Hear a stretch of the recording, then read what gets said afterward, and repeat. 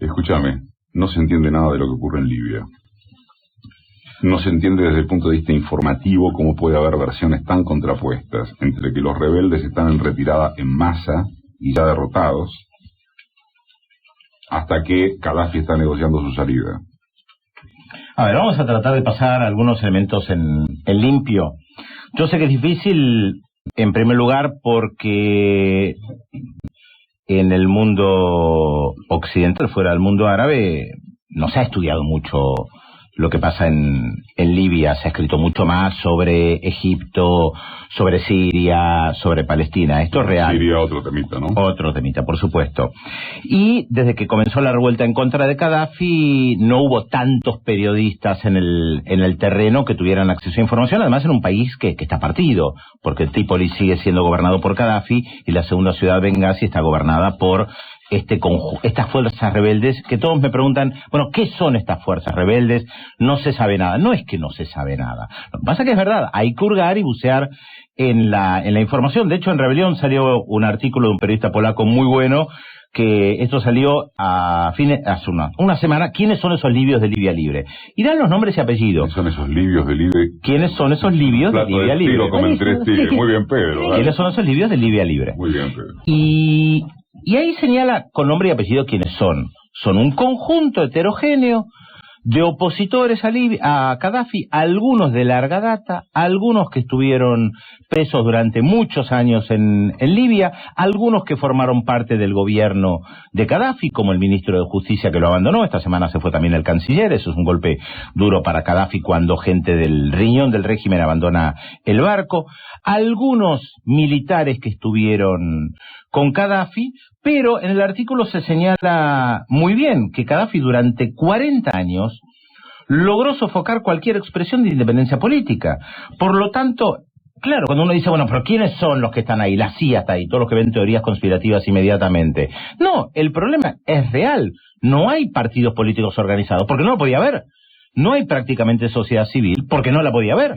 Entonces lo que hay es un conjunto de gente que se trató de organizar de la mejor manera posible. La situación era peor incluso que en Túnez o en Egipto, donde había sindicatos organizados con problemas, pero había sindicatos organizados, asociaciones civiles de todo tipo que existían, y en Libia todo eso estaba controlado por el gobierno, absolutamente todo. Entonces sí, hay un conjunto heterogéneo que se levantó en contra de Gaddafi, representando un sector muy importante de la población que estaba en contra del Gaddafi. Que los norteamericanos, que los europeos, independientemente de la intervención militar, se iban a meter para tratar de lograr que parte de esa gente ideológicamente, económicamente en el futuro los apoye, pero claro, no somos nene de pecho, eso es obvio, siempre lo han hecho y siempre lo van a hacer. Ahora, pensar en una gran teoría conspirativa, hay muchos que lo sostienen, y especialmente por la confusión que hay en un sector de la izquierda latinoamericana respecto de Gaddafi. Yo les recomiendo a ellos leer otra vez el diario de Philip Agee, que fue un agente de la CIA canadiense, que escribió un libro en la década del 70 que se llamaba justamente El diario de la CIA, para que entiendan perfectamente cómo trabajaba y sigue trabajando la CIA, que tampoco previó ni el levantamiento en Túnez, ni en Egipto, ni en Libia. Vamos con Pedro, que se tiene que ir antes. Vamos con Siria. Seguimos un poco con el mundo árabe. Un poco, bueno. Y sí, porque hay tantas protestas en Yemen, en Siria, en Jordania. Hay una guerra civil en África también, en Costa del Marfil, lo que pasa que es África. Primer productor mundial de cacao, vieja, antigua colonia francesa, y 2 presidentes en pugna y una guerra civil. Veo que acá pusiste a la cabeza Siria y bueno, está bien. Me parece, puede ser de todo lo que ocurrió hasta ahora, bueno, se lo podría equiparar con Egipto, ¿no? Pero cuando hablamos de Siria hablamos de Irán, por lo tanto hablamos de Estados Unidos e Israel. Sin lugar a dudas. Desde el punto de vista geopolítico, ¿no es lo más grosso? No es lo mismo Yemen que Siria. Efectivamente, porque Siria, entre otras cosas, sigue reclamando el territorio que Israel le arrebató en la guerra de 1967 y que, según Naciones Unidas, debería retirarse. Lo que pasa que está claro que el gobierno sirio decidió no enfrentarse con Israel. Hace unos años Israel bombardeó dentro del territorio sirio una construcción porque decían que era un reactor nuclear, capacidad de producir bombas atómicas. El gobierno sirio no reaccionó. Los israelíes le mandaron aviones sobre el Palacio Presidencial, el gobierno sirio no reaccionó. Imagínate si hubiera sido al revés. Y ahora está enfrentando protestas callejeras importantes, ya reprimió también, y la salida del presidente Assad, o la propuesta es reformas.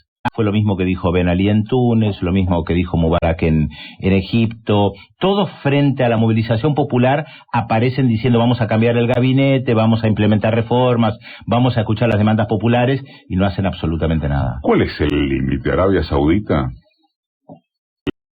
¿El límite para quién? ¿Para Estados Unidos? Sí. No lo sé, es una buena pregunta. Es muy difícil lo de Arabia Saudita, pero porque realmente es un régimen muy represivo, pero creo que todo está destapado una olla, ¿no? Queridísimo por Washington. Sí, entre otras cosas porque creo que es el principal comprador de armas del mundo de Estados Unidos. El año pasado creo que hicieron otra vez un negocio de armas por $60.000 millones. Yo no sé cuál es el límite, no sé si hay un límite, creo que cada situación es diferente. Se recompusieron de la sorpresa, de la misma manera que creo que algunos gobernantes se recompusieron de la sorpresa de la caída de Ben Ali en Túnez y Mubarak en Egipto. Gaddafi lo entendió bien, salió a reprimir y duro, para evitar que le pasara algo similar, con todas las particularidades, ¿no?, de cada uno de los países, y empezaron a movilizar gente. En Siria lo hicieron, en Yemen lo están haciendo, en Jordania lo están haciendo. Frente a la movilización de la oposición, salir a mover gente como para demostrar que tienen apoyo popular, porque algunos de estos gobiernos, es verdad, tienen cierto apoyo popular. ¿Carter en Cuba? Sí, interesante la visita del expresidente de los Estados Unidos, Jimmy Carter, en Cuba. Estuvo 3 días. Claro, lo hace cuando ya no es más presidente. Visitó también en 2002. Declaraciones en contra del bloqueo. No del bloqueo. Ojo. Los norteamericanos, los estadounidenses no suelen utilizar la palabra bloqueo, suelen decir embargo, que no es lo mismo. En contra del embargo. No es lo mismo, porque el embargo es el hecho de que vos no puedas tener relaciones comerciales con Cuba. Bloqueo es más una acción de guerra. Los cubanos usan la palabra bloqueo. De hecho, ¿seguro que no usa la palabra bloqueo? No, de hecho te puedo leer la palabra. Está. La frase, tengo la frase textual. Tengo la frase textual de un diario cubano. Muy interesante, un diario cubano, sí, en inglés, sí, que dice: Jimmy Carter se refirió al embargo, guión, aclara el periodista, se refiere al bloqueo. Termina el guión y sigue explicando lo que dice. No es lo mismo. Ni siquiera Carter se anima a usar la palabra bloqueo. ¿Estuviste en Uruguay? Estuve en Uruguay en una conferencia de Naciones Unidas. Nada. ¿Ni un choto trajiste del Mercado Viejo? No, es cerca. Ese chiste es viejo, grosero al pedo. Perdón, no digas al pedo, entonces. Por favor, ¿quién se volvieron mal hablados? Increíble, grosero al pedo manda el tipo. Sí, grosero al pedo. Perdón, discúlpame, pero a mí me fascina hacer eso. ¿Sabes que lo hago eso maravillosamente? Así que no me cargues la grosería. ¿Qué haces? Es el diálogo matrimonial. Nunca nos diste choto en ninguno de tus asados. Sí. No, además porque lo suelen hacer los uruguayos. Bueno, sí.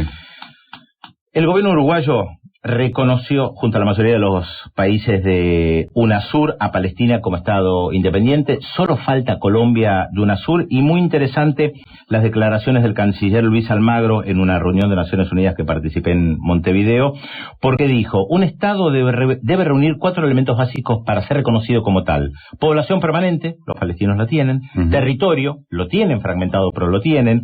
Gobierno, tienen un presidente, Autoridad Nacional Palestina, ministros. Y capacidad de entrar en relaciones con los demás estados, cosa que tienen embajadas. Dijo el canciller Almagro: entendemos que Palestina ha adquirido todas estas características, y salvo Colombia, reitero, y todos los gobiernos de UNASUR creo que han manifestado el reconocimiento de Palestina como un estado independiente. Lo afirmó Pedro Brigger, Marca de Radio.